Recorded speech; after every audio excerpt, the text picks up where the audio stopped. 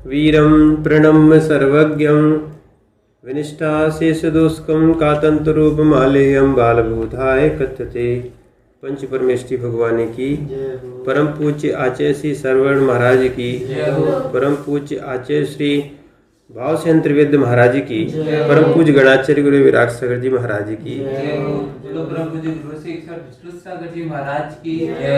अभी आपने उकारांत पढ़ा था, अब अपन पुल्लिंग रिकारांत पढ़ते हैं। क्या पढ़ेंगे? रिकारांत। और रिकारांत में सबसे पहले अपन पितृ के रूप सिद्ध करते हैं। पितृ में पितृधनसी प्रथमा एक वचन में, पितृ का री और शी। अब इसमें एक सूत्र आता है कि अब इसको आगे क्या करना है। तो इतना करने के बाद एक सूत्र आता है आ सौ सिरलोपश्च, आ सौ सिरलोपश्च। 194 नंबर के सूत्र में यहाँ पर आचार्य महाराज कह रहे हैं, सी से परे होने पर रेकारांत लिंगांत के रेकार के स्थान पर आ आदेश होगा और शी का लोप हो जाएगा। तो यहाँ क्या किया, इसमें रिकार की जगह क्या आ गया, आ गया और शिलोपश्य सी का लोप हो गया। तो यहाँ अपन 194 से कर दिया तो बन गया पिता। 25 नंबर सूत्र से व्यंजन मस्वरम परवर्णे से जुड़ गया। फिर उसके बाद ये दूसरा एक सूत्र आता है जो पितृधन औ। क्या आया? पितृधन औ। तो यहाँ पर पंचादव घुट जो 159 नंबर का सूत्र है उससे इसकी घुट संज्ञा की। ठीक है। फिर एक अब सूत्र आता है घुटी च, घुटी च। इसका अर्थ है घुट परे होने पर रिकार के स्थान पर अर आदेश होगा। क्या होगा? अर आदेश होगा। तो यहाँ अर गौ, ये 199 नंबर का सूत्र आने वाला है, उसकी यहाँ पर अनुवृत्ति आ रही है और वहाँ कहा है सी औ जस अम औ। ये 5 घुट वाली विभक्ति कहलाती हैं। ठीक है। तो यहाँ पर ये अपन ने रिकार निकाला 23 नंबर सूत्र से। और फिर उसके बाद इसको घुटी च से यहाँ पे अर किया और ये औ किया। फिर ये बन गया पितरऊ। क्या बन गया? पितरऊ। पितरऊ बन गया। पितरऊ बनने के बाद यहाँ एक शंका आती है कि सी विभक्ति भी, अभी ये लिखी ना सी औ जस अम औ, ये घुट कहलाती है। तो सी विभक्ति भी यहाँ पर सी विभक्ति भी घुट है। फिर भी विभक्ति के आने पर रिकारांत शब्द पितृ शब्द को वहाँ पे यहाँ पे आर क्यों नहीं किया था, यहाँ पे आ किया था, अर क्यों नहीं किया था। तो यहाँ पर बता रहे हैं कि समाधान दे रहे हैं, आपका जो जिज्ञासा थी वो सही है, परंतु सी विभक्ति के आने पर एक सूत्र आया था आसौ सिलोपस्य। सूत्र ने सी का और रिकार के स्थान पर आ का आदेश हुआ था, वहां वो कर ही दिया। जब उसके लिए अलग से एक सूत्र बोला है तो इसलिए वहां पंचादव घुट में उसको शामिल नहीं किया और यहाँ पर उस रिकार का आ किया है और यहाँ पर रिकार का अर किया है। ऐसा समझना चाहिए। यहाँ पर प्रथमा विभक्ति का बहुवचन आया।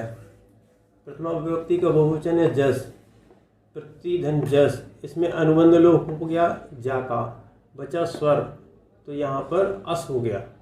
अब यहाँ पर एक सूत्र आता है 23 नंबर से, इसको अलग किया और घुटी चा से री को अर आदेश हो जाता है। ये पंचादव घुट है ना, जो इनकी घुट संज्ञा की थी यहाँ पर, और घुट संज्ञा करने के बाद घुटी चा सूत्र लगाया तो यहाँ री को अर आ गया। अब आने के बाद इनको अपन ने जोड़ा और जो सा का है विसर्ग किया, रेपसु विसर्जनीय। इस प्रकार आपका ये सूत्र मैंने ये पित्रा ये रूप बन गया। अब आता है संबोधन। संबोधन में थोड़ा सा चेंज है।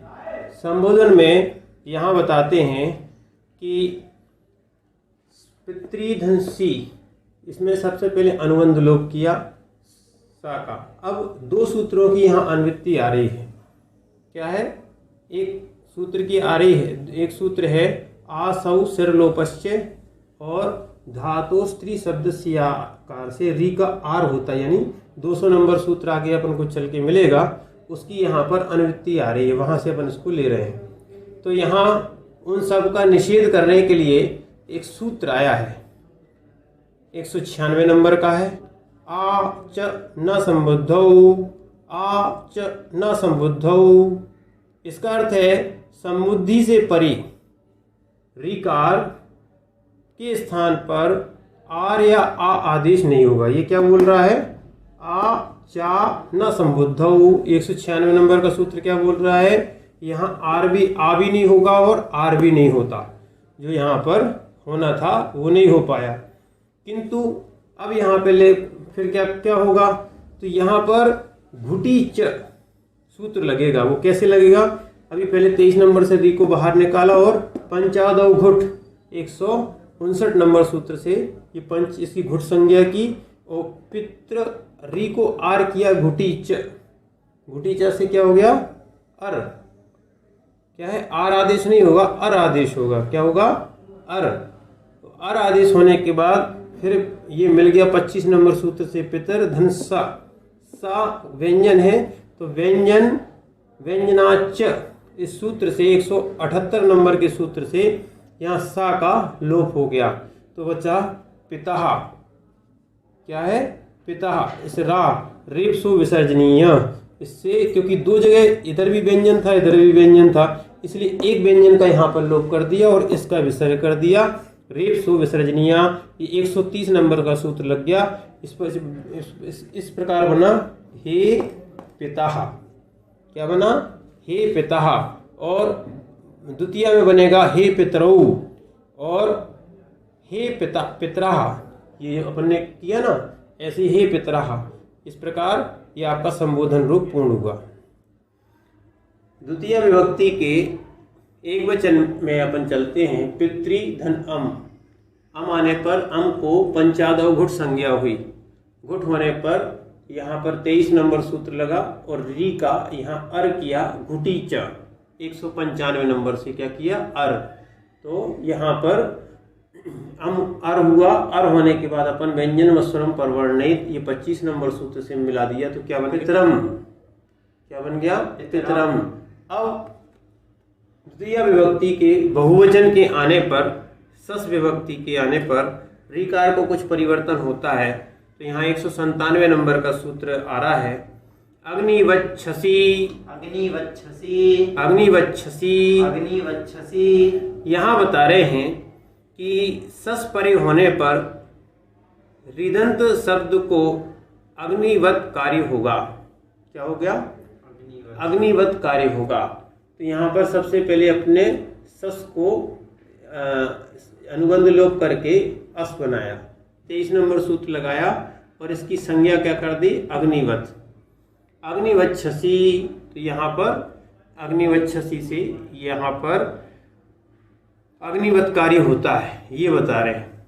और पितृधन री का यहाँ जो है ना, अब ससोस्कारा ससश्च नो स्त्रियाम, स्त्रीलिंग को छोड़कर अस के स्थान पर ऋण आदेश होता है। तो ये अस के स्थान पर क्या हो गया? सीधा ऋण आदेश हो गया। अब यहाँ भी री है और यहाँ भी री है। तो यहाँ दोनों जगह री होने के कारण समाना सवर्णे दीर्घी भवती परस्य लोप, इसको दीर्घ हो गया, दीर्घ हो गया और पर का लोप हो गया। तो यहाँ बना पितृन। क्या बना? पितृन। ये आपका द्वितीय बहुवचन सिद्ध हुआ। अब तृतीय एक वचन में पितृ प्लस टा, टा में टा का अनुबंध लोप किया। ये स्वर वाली विभक्ति थी, इसलिए अब री का जो री थी ना, इस 23 नंबर से री का बाहर निकाला और रमडी वर्णा से रा किया, क्योंकि यहाँ पर स्वर आने के कारण यहाँ पर री को क्या किया? रा किया।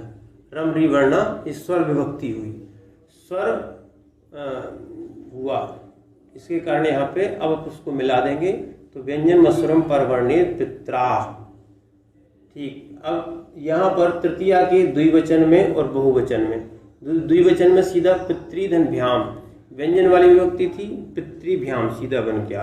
और बहुवचन में भी भिस, ये भी क्या है व्यंजन वाली, तो प्रति भी सा का 130 नंबर का रेप सो विसर्जनीय सूत्र से भी ये विसर्ग हो गया। अब चतुर्थी एक वचन में, चतुर्थी एक वचन के आने पर पितृ प्लस गे, गे का ये अनुबंध लोप हो गया, अनुबंध लोप, अनुबंध लोप कर दिया। और यहाँ जो है गे से ई बची, स्वर बचा, उसका व्यंजन का लोप हो गया। पितृ धन, इस 23 नंबर से री बाहर निकाली और यहाँ पर स्वर होने के कारण रम री वर्णा, फिर होगा ऋकार का र आदेश होके ये 46 नंबर का सूत्र लग गया और बन गया। अब सबको मिला देंगे, पित्रे, ये हो गया 25 नंबर सूत्र लग गया, व्यंजन मस्वरम परवर्ण नहित। ठीक है, फिर बहुवचन में फिर ये भ्यस वाली विभक्ति आ गई, तो पितृधन भ्यस, तो सीधा सीधा बन जाएगा पितृभ्या। यहाँ 130 नंबर का सूत्र लगाया, ये रेप सो विसर्जनीय सो पितृभ्या। इस प्रकार आपका बहुवचन पूर्ण हुआ। यहाँ पंचमी और षष्ठी विभक्ति के आने पर एक वचन की विवक्षा में गसी और गस के आने पर एक सूत्र आता है। पहले अपन सूत्र पढ़ते हैं, उसमें ऋकारांत शब्द के लिए कुछ परिवर्तन किया गया है। ऋदन्तास् सपूर्वः, ऋदन्तास् सपूर्वः, ऋदन्तास् सपूर्वः, ऋदन्तास् सपूर्वः। यहाँ बोल रहे हैं ऋकारांत शब्द से परे गसी गस के आकार पूर्व स्वर के साथ उकार को प्राप्त हो जाता है। क्या बोल रहे हैं कि आकार जो है वो उकार को होता है। कौन से? ऋदांतात, माने अस तथा आ, अस का आ निकालेंगे और ऋकार, ये दोनों के स्थान पर उकार आदेश होगा। यहाँ बताते हैं पहले पंचमी और षष्ठी का एक वचन ऋदांतास् सपूर्वः, तो पितृ गसी और गस के आने पर अनुबंध लोप किया और यहाँ पर री बाहर निकाली ऋकार और गस के अस बचा और यहाँ भी अस बचा। उसके बाद सूत्र लगा इनके री और दोनों की जगह उकार आदेश होना, ऋदन्तात् सपूर्वः।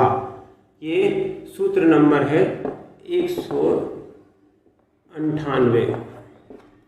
198 सूत्र से यहाँ पर फिर 125 और 130 नंबर का सूत्र लगा। यही व्यंजन मस्वरम परवर्ण नहित और रेप सो विसर्जनीय पितुः, क्या सिद्ध हो गया? पितुः। ऐसे ही षष्ठी और सप्तमी के द्विवचन में अपन चलते हैं, तो पितृ धन ओष, क्योंकि अपन पंचमी का द्विवचन और बहुवचन बना चुके हैं, इसलिए अपन षष्ठी का और सप्तमी का द्विवचन चलते हैं। सप्तमी का एक वचन हो गया, तो पितृधन ओष, ओष के आने पर अब ये स्वर वाली विभक्ति है पितृधन, इसका री का ये पहले नंबर 23वां नंबर सूत्र लगाया, अनतिक्रम्यन विश्लेषित, उससे अपन ने री को री निकाला और अब री को रा करेंगे रमरी वर्णा। क्या करेंगे? रमरी वर्णा। इस सूत्र से ओस, ओस के आने और ओस, फिर उसके बाद इनको मिला दिया व्यंजन मस्वरम परवर्णित 25 नंबर सूत्र से, तो और जो सा थी सा का विसर्ग हो गया रेप सो विसर्जनीय 130 नंबर सूत्र से, तो बन गया पित्रोह। ठीक है, अब इसके बाद षष्ठी बहुवचन में अपन चलते हैं। षष्ठी बहुवचन में पितृधन आम, ये भी स्वर वाली विभक्ति है। स्वर वाली विभक्ति होने के कारण यहाँ पर अपन ने पितृ के ऋकार को बाहर निकाला और यहाँ नु का आगम किया। क्या किया? नु का आगम किया। तो यहाँ पर अपन नु का आगम करते हैं, तो आमी चानु, कौन सा सूत्र लगाया? आमी चानु। ये 147 नंबर का सूत्र है, आमी चानु, आमी चानु। ठीक है, आमी चानु ये वाला सूत्र लगाया। तो यहाँ 147 नंबर सूत्र से नाया और ना का उ का यहीं पर लोप कर दिया। अब पितृधन री, ये री दीर्घ कैसे होगा? री हो गया कि यहाँ पर दीर्घ मामी शनौ सूत्र नंबर कौन सा था? 170। दीर्घमामी सनऊ। इससे इस री को, इस रिकार को, किसको? इस रिकार को यहाँ दीर्घ कर दिया तो री हो गया और ना प्लस आम था। फिर उसके बाद यहाँ पर ये ना था, अब ना को ना करना है।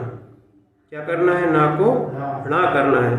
तो यहाँ ना को अपन ने यहाँ णा किया, ये यहाँ पर णा किया। पहले 25 नंबर सूत्र से अपन ने इसको मिला दिया था तो ये मिल गया, और ना को ना करने से 139 नंबर सूत्र और लग रहा है। कौन सा है? 139। हाँ, रस्वी वर्णेभ्यो नो नमंता स्वर हायाव कवर्ग पर्वांतरोपी। यहाँ पर क्या है? ये ऋकार के बाद ना है तो रस्वी वर्णेभ्यो, री के बाद सीधा ना था तो आराम से हो गया, कोई विकल्प नहीं था, इसलिए ना को अपन ने क्या कर दिया? णा कर दिया। पितृणाम, क्या बना? पितृणाम। इस प्रकार अब सप्तमी एक वचन शुरू करते हैं।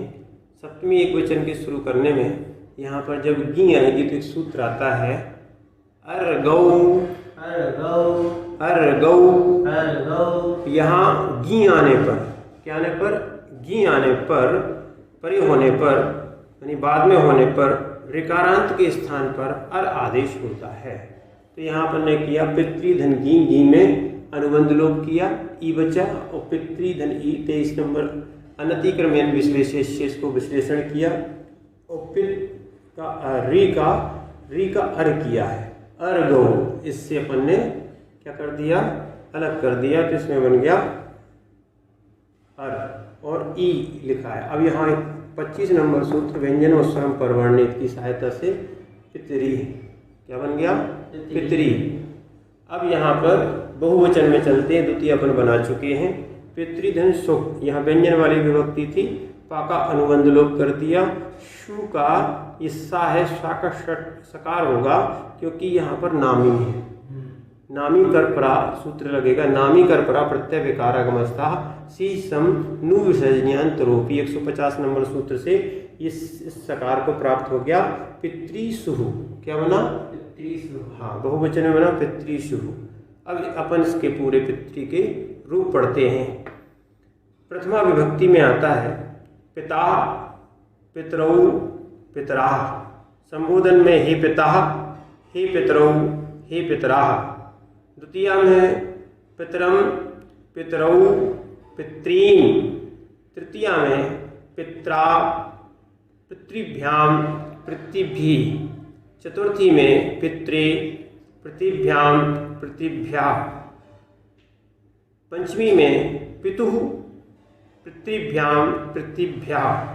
षष्ठी में पितुः, पित्रो, पितॄणाम। सप्तमी में पितरी, पित्रो, पितृषु। इस प्रकार भात्रा यानी भाई, जमात्रा यानी दमाद, शस्त्री यानी तीर्थंकर, और श्रोत्री यानी मुसल, मृदन त्री यानी विद्वान, दुहित्री यानी पुत्री, यात्री, इन आदि शब्द के रूप आपको समझना चाहिए।